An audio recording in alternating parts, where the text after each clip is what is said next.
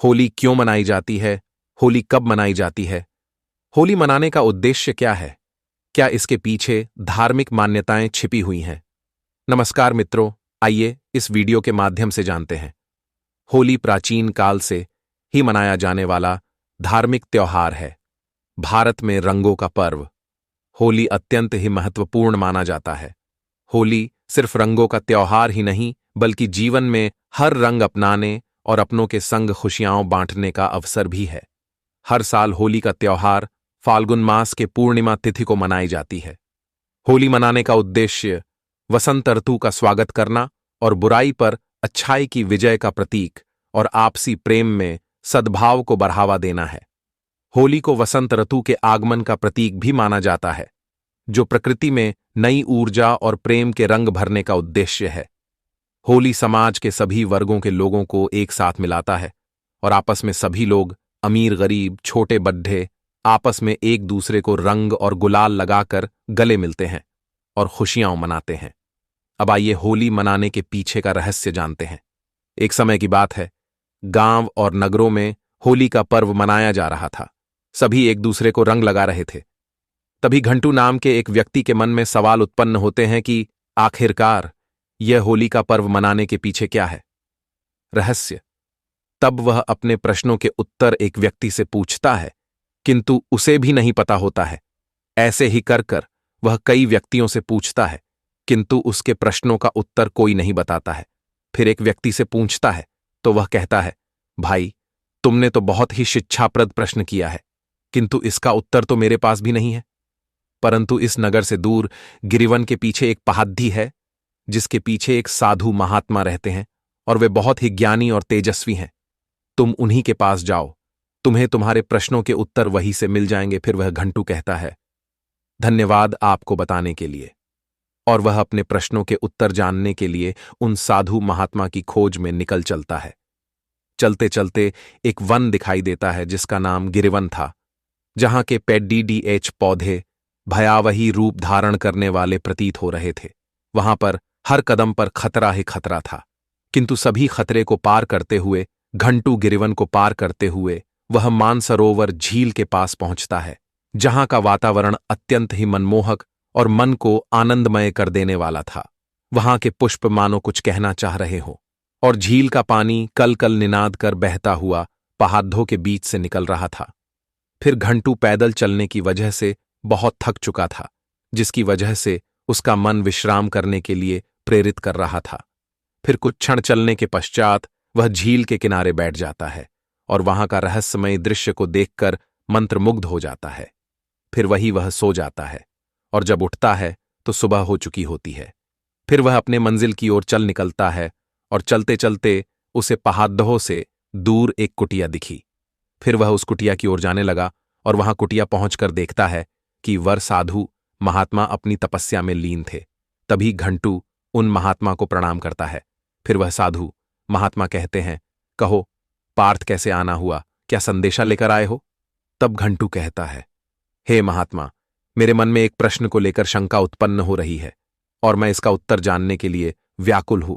तब महात्मा जी कहते हैं, हे पार्थ, तुम्हारे मन में जो भी प्रश्न चल रहे हो उन्हें निसंकोच होकर पूछो, मैं आपके प्रश्नों का उत्तर अवश्य ही बताऊंगा। तब घंटू कहता है, हे संत महात्मा जी, मेरा प्रश्न यह है कि होली क्यों मनाई जाती है? इसका उद्देश्य क्या है? तब संत महात्मा जी कहते हैं, ठीक है, ध्यान से सुनना इसका उत्तर। फिर घंटू कहता है, हाँ संत महात्मा जी, आप इस कथा को कहना प्रारंभ करें।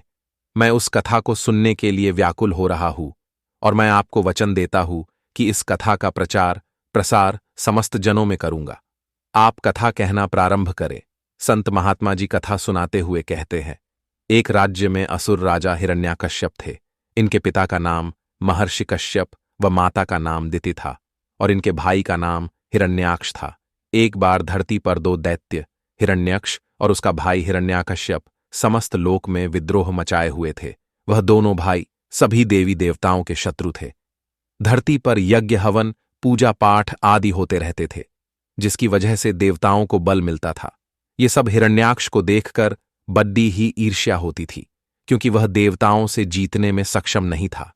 क्योंकि जब तक देवी देवताओं को पृथ्वी में हो रहे यज्ञों और पूजन पाठ का बल मिलता रहेगा, उन्हें हरा पाना मुमकिन है। इसलिए हिरण्याक्ष ने सोचा कि यदि मैं समस्त पृथ्वीलोक को ही छिपा दूंगा तो देवतागण कमजोर पर डिडीचेच जाएंगे और तब हम असुरों का राज्य स्वर्गलोक में हो जाएगा। फिर हिरण्याक्ष ने अपने भ्राता हिरण्याकश्यप के संग योजना बनाई और फिर हिरण्याक्ष ने प्रताड़ित से धरती को चुरा लिया और उसे समुद्र के नीचे छिपा दिया। पृथ्वी के ना होने से समस्त देवतागण निर्बल हो गए और देवताओं में त्राहि त्राहि मच गया। और इधर हिरण्याकश्यप असुरों की सेना के साथ इंद्रलोक पर आक्रमण कर दिया और इंद्र का राज्य छीन लिया और तीनों लोकों को प्रताड़ित करने लगा। और उसने अपने राज्य में भगवान विष्णु की पूजा को वर्जित कर दिया। वह चाहता था कि सब उसकी पूजा करे और उसे ही भगवान माने। सभी देवतागण बहुत परेशान थे और फिर विष्णु की शरण में गए और उनसे उन्हें न्याय दिलाने का आग्रह किया। भगवान विष्णु ने उनका आग्रह स्वीकार कर ब्रह्मा जी के नासिका के द्वारा वराह का अवतार धारण करके हिरण्याक्ष का वध किया था और पृथ्वी को वापस उसके सुरक्षित स्थान अंतरिक्ष में रख दिया था। फिर देवता पहले जैसे फिर से बलवान हो गए और शक्तिशाली हो गए थे और अपने राज्य को बचाने के लिए फिर से इंद्रलोक में असुरों पर आक्रमण कर दिया। फिर सभी दैत्य राक्षस मारे गए और हिरण्याकश्यप अपनी जान बचाकर भाग गया और जाकर एक गुफा के पास छिप गया। जिस गुफा के पास वह छिपा था उसके अंदर नारद जी नारायण नारायण के जाप कर रहे होते हैं और कयाधु के गर्भ में पल रहे बच्चे के कानों तक वह आवाज गूंज रही थी। और ऐसी मान्यता है कि कयाधु का पुत्र भक्त प्रहलाद गर्भ से ही भगवान विष्णु के परम भक्त थे। रात्रि के विश्राम के बाद हिरण्याकश्यप अपनी पत्नी को लेकर अपने साम्राज्य को वापस लौट जाता है और वह वापस अपने राज्य आकर पूरे राज्य में ऐलान करवा देता है कि कोई भी भगवान विष्णु की पूजा नहीं करेगा। अब प्रहलाद बद्धा हो चुका था और वह हर समय श्री हरि विष्णु का ही जाप करता था। कहीं विष्णु जी की प्रतिमा तो कहीं मूर्तियां रखी मिलती, किंतु हिरण्याकश्यप उन सभी को फेंकवा देता और बहुत ही क्रोधित होता और कहता, कौन है जो मेरे ही घर में मेरे शत्रु विष्णु की पूजा करने का दुस्साहस कर रहा है। किंतु वह देख ना पाता। एक बार प्रहलाद भगवान विष्णु के प्रतिमा के सामने उनकी आराधना कर रहा होता है और तभी वहां पर उसके पिता हिरण्याकश्यप आ जाते हैं और क्रोध से उस प्रतिमा को उठाकर फेंक देते हैं और प्रहलाद को फटकार लगाते हुए उसके कक्ष में भेज देते हैं और वह प्रतिमा फेंकने की वजह से वहीं पर टूट जाती है, जिसके वजह से प्रहलाद को बहुत दुहक होता है और रोने लगते हैं। तब वह प्रतिमा फिर से जुड़कर प्रहलाद के कक्ष में बिल्कुल वैसे ही आ जाती है। प्रहलाद को उसके पिता हिरण्याकश्यप के बहुत प्रयासों के बाद भी उसने भगवान श्री हरि विष्णु की उपासना करना नहीं छोड़ा। फिर हिरण्याकश्यप ने गुस्से में आकर उसके मृत्यु की योजनाएं बनाने लगा। फिर एक बार उसे धधकती हुई आग के चपेटे में खंभे से बांधने का निश्चय किया और प्रहलाद को बुलवाकर कहा, पुत्र प्रहलाद, तुम विष्णु की भक्ति करना छोड़ दो, अन्यथा मैं तुम्हें मौत के दर्शन करवा दूंगा। किंतु प्रहलाद नहीं मानते हैं और श्री हरि विष्णु का जाप ही करते ही रहते हैं। फिर हिरण्याकश्यप अपने सैनिकों से कहते हैं, इसे इस खंभे में बांध दो, इसका सारा अहंकार चूर चूर हो जाएगा। और प्रहलाद से कहते हैं, जाओ प्रहलाद, अगर तुम्हारे विष्णु में शक्ति है तो बुला लो अपने विष्णु को। फिर प्रहलाद मुस्कुराते हुए ओम नमो भगवते वासुदेवाय नमः, ओम नमो भगवते वासुदेवाय नमः का जाप करते हुए उस खंभे को आपने गले से लगा लिया, किंतु वह एक ठंडे पत्थर के रूप में परिवर्तन हो गया। यह सब देख सभी तंग रह जाते हैं और ऐसे ही उसे एक बार खौलते हुए तेल में डालने की साजिश रची गई और यह सब कयाधु अपने पति की साजिश सुन लेती है और अपने बच्चे के जीवन की भीख मांगने लगती है। किंतु हिरण्याकश्यप अपनी पत्नी कयाधु की एक बात भी नहीं सुनता है। कयाधु कहती है, स्वामी, इस समस्त संसार का कौन सा निर्दयी पिता अपने ही पुत्र के प्राण लेना चाहेगा? आप यह कैसा अनर्थ कर रहे हैं? उसके अथक प्रयासों से भी वह नहीं मानता और उसे पहाद्दाह से धकेलने का संयंत्र रचने लगता है और अपने सैनिक से कहकर उसे पहाद्दाह से धकेलने का आदेश देता है। और फिर हिरण्याकश्यप के सैनिक प्रहलाद को पहाद्दाह से धकेल देते हैं और फिर वह ओम नमो भगवते वासुदेवाय नमः, ओम नमो भगवते वासुदेवाय नमः का जाप करते हुए कूद जाता है और सैनिक घर वापस आ जाते हैं। सैनिक को देख हिरण्याकश्यप बहुत खुश होता है कि उसके शत्रु का विनाश हो गया, और वह बहुत जोर जोर से खिलकारियां मारते हुए हंसने लगता है। तभी प्रहलाद की मां कयादु हिरण्याकश्यप को देख शंका में पड्डीडीएच जाती है कि कहीं मेरे पुत्र के साथ कुछ गलत तो नहीं हुआ है, और पूछती है, हे स्वामी, आप हमारे पुत्र को अपने साथ लेकर गए थे, किंतु वापस क्यों नहीं लेकर आए? मेरा पुत्र प्रहलाद कहाँ है? वह ठीक तो है ना? हिरण्याकश्यप फिर से हंसने लगता है। तभी प्रहलाद कहता है, क्या हुआ मां? मैं यहां हूं। प्रहलाद को देख हिरण्याकश्यप की आंखें खुली की खुली रह जाती हैं, और सैनिक असमंजस में पडीडीएच जाते हैं कि जिस बालक को वह इतनी ऊंचाइयों से फेंक कर आए, वह जीवित कैसे रह सकता है? इधर कयाधु अपने पुत्र को गले लगाते हुए कहती है, पुत्र, तू ठीक तो है ना? तब प्रहलाद कहता है, माता, जिसके साथ स्वयं श्री हरि साथ हो और जिसे उनके ऊपर विश्वास हो, भला उन्हें कौन मार सकता है? क्योंकि जाके राखे साइयां मार सके न कोई माता। कभी कभी तो आपके आंसुओं को देखकर मुझे लगता है कि आपको मेरे परमात्मा पर विश्वास ही नहीं है। तब क्याधु कहती है, पुत्र, ममता से कोमल परमात्मा का विश्वास नहीं है। पुत्र, यह बार बार मुझे तेरे परमात्मा से विश्वास के पात्र से दूर करती है। तब प्रहलाद कहता है, हे माते, तुम्हारे इन आंसुओं से मेरा विश्वास डूबेगा नहीं, और ना ही तुम्हारे हृदय की कोमलता से मेरी भक्ति का मार्ग कच्चा होगा। मैं तो यह चाहता हूं कि मेरी भक्ति और मेरे विश्वास से तुम्हारा हृदय पक्का हो। अपने पुत्र का इतनी ज्ञान भारी बातें सुनकर क्याधु कहती, पुत्र, तुम्हारी इन्हीं ज्ञान भारी बातों को सुनकर तुम्हारे प्रति मोह और बढ़ जाता है पुत्र, और तेरे इसी विश्वास ने तो तुझे और मुझे जीवित रखा है पुत्र। फिर प्रहलाद कहते हैं, माथे भगवान विष्णु मेरे हर कठिन समय में मेरा साथ देते हैं और हर मुसीबतों से निकालते हैं। माता, आप चिंता ना करे, श्री हरि विष्णु हर मुसीबतों में मेरे साथ ही रहते हैं। इधर हिरण्याकश्यप सोच में डूबा हुआ था कि यह प्रहलाद बार बार मौत के मुंह से वापस लौट आता है।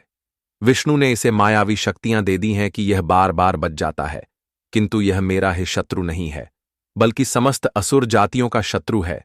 असुरों के शत्रु का विनाश होना ही चाहिए, अन्यथा समस्त असुरों का पतन निश्चित है। भले ही शत्रु मेरा ही पुत्र है, किंतु शत्रु को मौत के मुंह में धकेलना ही पड़ेगा, उसका अंत करना ही होगा। तभी वहां पर प्रहलाद की बुआ और हिरण्याकश्यप की बहन होलिका उपस्थित हो जाती है, और अपने भ्राताश्री को इतने चिंतन में देख वह कहती है, हे भ्राताश्री, तुम किस चिंतन में डूबे हुए हो? इससे पहले आपको इतना परेशान कभी नहीं देखा। आपके परेशानी का कारण क्या है? भैया, तब हिरण्याकश्यप कहते हैं, बहन, मेरी सबसे बड़ी चिंता का कारण मेरा ही शत्रुपुत्र प्रहलाद है। तब होलिका सोच में पडिडी डाच जाती है और कहती है, भ्राताश्री, आपके शत्रु का विनाश का अंतिम समय आ गया है। तब हिरण्याकश्यप कहते हैं, क्या सोच रही हो होलिका? तब होलिका कहती है, भ्राताश्री, मैं अग्निदेव की उपासक हूं, और मैंने महान तपस्या कर यह वरदान ब्रह्मा जी से मिला है कि मुझे अग्नि जला नहीं सकती है, और इसके विषय में सिर्फ दो ही लोग जानते हैं, पहला माता दिति और दूसरा आप। इसलिए मैं प्रहलाद को अग्नि में गोद में लेकर बैठ जाऊंगी, और जब तक प्रहलाद जल नहीं जाएगा मैं बाहर नहीं आऊंगी। इससे आपके शत्रु प्रहलाद का विनाश हो जाएगा। तब हिरण्याकश्यप कहते हैं, ठीक है होलिका, किंतु इसका विनाश कब होगा? तब होलिका बोली, भ्राता, इस फाल्गुन माह के पूर्णिमा तिथि को। फिर हिरण्याकश्यप को उस दिन का बड्ढी बेसब्री से इंतजार होता है, और वह दिन आ जाता है, और वहां पर उस प्रदर्शनी की तैयारियां होने लगती है जहां पर प्रहलाद को जलाना था, और हिरण्याकश्यप पूरे राज्य में इस प्रदर्शनी का ऐलान करवा देता है कि सभी आज इकट्ठे होकर उसके पुत्र प्रहलाद के मृत्यु का प्रदर्शनी देखेंगे। यह सुनकर वह बहुत ही भयभीत हो जाती है और बहुत दुखी होती है। प्रहलाद अपनी मां के समझ जाते हैं और कहते हैं, मां, क्या तुम नहीं जाओगी इस प्रदर्शनी में? तब क्यादु कहती है, नहीं पुत्र, मेरे अंदर इतना साहस नहीं है कि अपने सामने अपने ही पुत्र का विनाश होता देख संकु प्रहलाद के बहुत हठ करने पर भी उनकी मां क्यादु जाने के लिए तैयार नहीं होती है। फिर प्रहलाद अपनी कसम देकर कहते हैं, मां, तुम्हें मेरी सौगंध मेरे साथ चलना ही होगा। तब कयाधु अपने पुत्र के आगे विवश होकर उसके साथ चली जाती है, और इधर प्रहलाद को अग्नि में बैठाकर जलाने की तैयारियां चल रही होती हैं। और प्रहलाद की बुआ होलिका सभी के सामने प्रेम जताते हुए प्रहलाद से कहती है, प्रहलाद, मैं तुम्हारी बुआ जरूर हूं, किंतु मैं अपने भतीजे को जलती हुई चिता में जी जलते हुए नहीं देख सकती और कला कर कर रोने लगती है और कहती है, यदि प्रहलाद को इस चिता में बिठाया जाएगा तो मैं भी प्रहलाद के साथ बैठूंगी, और प्रहलाद को गोदी में लेकर बैठ जाती है और अग्नि में जलने लगती है।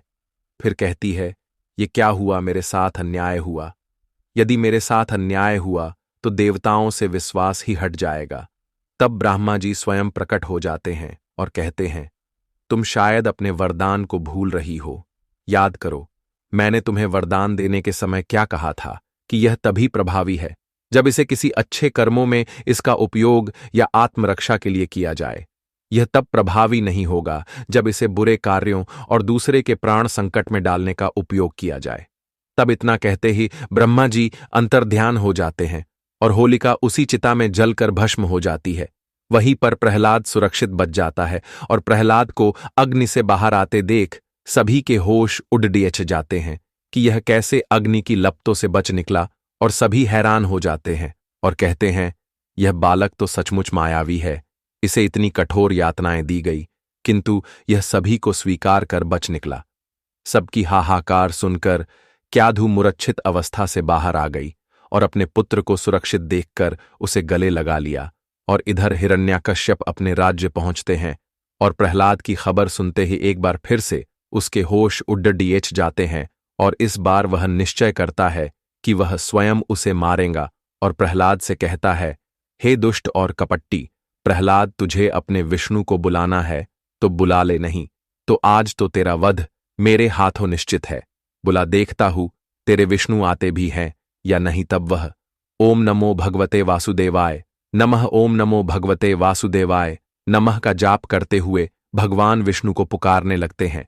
तभी उन्हें एक खंभे में भगवान विष्णु के दर्शन होते हैं और प्रहलाद उन्हें प्रणाम करने लगता है। तभी हिरण्याकश्यप कहता है, हे दुष्ट, तू किसे प्रणाम कर रहा है। तब प्रहलाद कहते हैं, पिताश्री, मुझे अभी अभी श्री हरि विष्णु के दर्शन हुए हैं। तब हिरण्याकश्यप इधर उधर देखता है किंतु उसे कुछ भी दिखाई नहीं देता है। तभी प्रहलाद से कहते हैं, जा तू भी उनके पास। प्रहलाद खंबे के पास जा खड्डी डीहे हो जाते हैं। फिर हिरण्याकश्यप प्रहलाद पर जैसे ही आक्रमण करते हैं कि तुरंत श्री हरि विष्णु खंभे को फाड़कर नरसिंह अवतार में बाहर आते हैं और नरसिंह अवतार में घर के द्वार पर हिरण्याकश्यप को उठाकर कहने लगे, हे दैत्य, तुझे वरदान मिला था ना, उस वरदान को याद कर कि ना दिन में ना रात में, ना घर के अंदर ना बाहर, ना इंसान ना जानवर तेरा विनाश नहीं कर सकता है। और अब तेरे पापों का गड़ा भर चुका है और तेरा अंत निश्चित है।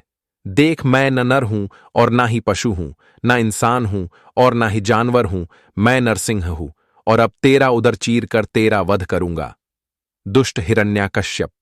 फिर नरसिंह अवतार श्री हरि विष्णु जी उस दुष्ट हिरण्याकश्यप का वध कर देते हैं और प्रहलाद फिर जाकर विष्णु अवतार नरसिंह जी के चरण स्पर्श करते हैं। तब विष्णु अवतार नरसिंह अपने असली अवतार में आ जाते हैं। तभी से यह दिन बुराई पर अच्छाई के जीत के लिए समर्पण है और सभी आपस में एक दूसरे को गुलाल लगाकर गले मिलते हैं और सभी के घरों में नए नए पकवान बनते हैं। तो मित्रों, आज की कहानी यही तक है। मिलते हैं अपने एक नई कथा के साथ। तब तक के लिए राधे राधे। अगर यह कहानी आपको अच्छी लगी हो तो कमेंट में जय श्री कृष्ण अवश्य लिखें।